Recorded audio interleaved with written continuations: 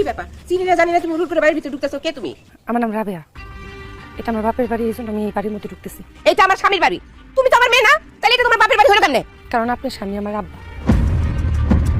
ও আলমের বাপ, আলম তাড়াতাড়ি এদিকে আয়, এই মাইয়া কি কয় শোন। কি হইছে? আরে চিল্লাপাল্লা করতেছ কেন এখানে? আরে চিল্লাপাল্লা করুম না, এই মাইয়া কি কইতেছে দেখো, ও নাকি তোমার মাইয়া, তুমি নাকি ওর বাপ। কথা কি সত্যি?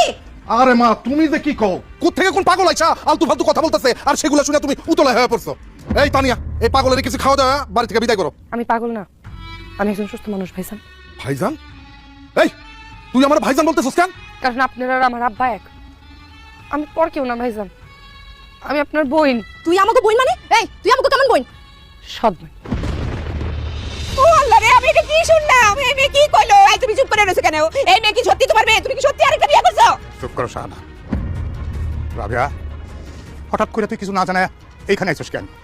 আব্বা আমার মা বইটা গেছে। আব্বা বইটা যাওয়ার আগে আপনার অনেক দেখতে চাইছে।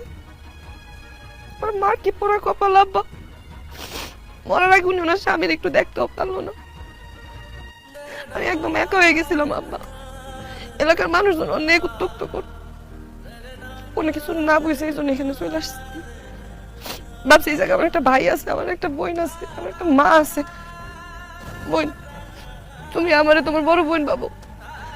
মা, আপনি আমার আপনার মাইয়া পাবেন। মা, ভাবি, ভাবি আমারে তুমি তোমার ননদ মনে করো। মাইজান, আমার আপনি আপনার বোন মনে করেন। চুপ কর! তোর আমি কি মনে করবো? হ্যাঁ, তুই কে? তোর তো আমি ঠিক মতো চিনি না। অনেকক্ষণ ধরে তোর আমি এই সব আলতু কথা শুনছি, আর শোনার টাইম নাই। আমার বাপ কখনো দ্বিতীয় বিয়ে করতে পারে না, আর তুই আমার বোন হইতে পারস না। কোন পাগলা ঘরতে আইছস তুই? যেখান থেকেই আসুক, এই পাগলের বাচ্চারা এক্ষুনি ঘাট ধরে বাইর করে দে আলম। হ ভাইজান, ওরা এক্ষুনি বাড়ি থেকে বের করে দাও।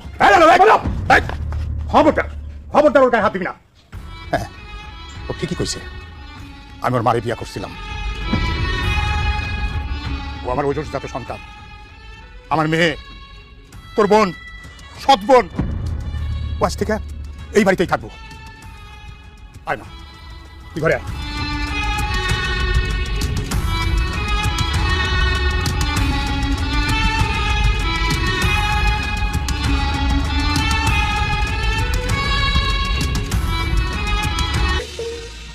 প্রতারক, বেঈমান, ধোঁকাবাজ, তুমি এত বড় একটা ধোঁকা আমারে দিতে পারলা? তোমার জন্য আমি কি না করছি? সারা জীবন আমি তোমারে কত ভালোবাসছি। তুমি যখন যেভাবে চলতে কইছো সেইভাবে চলছি। সেই তুমি আমারে ধোঁকা দিয়ে আমার সাথে বেইমানি করে আরেকটা বিয়ে করছো। আমারে এত বড় ধোঁকা দিয়ে আমার সাথে বেইমানি করে কেন তুমি আরেকটা বিয়ে করছো? আমার মধ্যে কি কমতি ছিল যে তুমি আরেকটা লুকায়া বিয়ে করছো? আব্বা, আমি আপনাকে কত ভালো জানতাম। আমার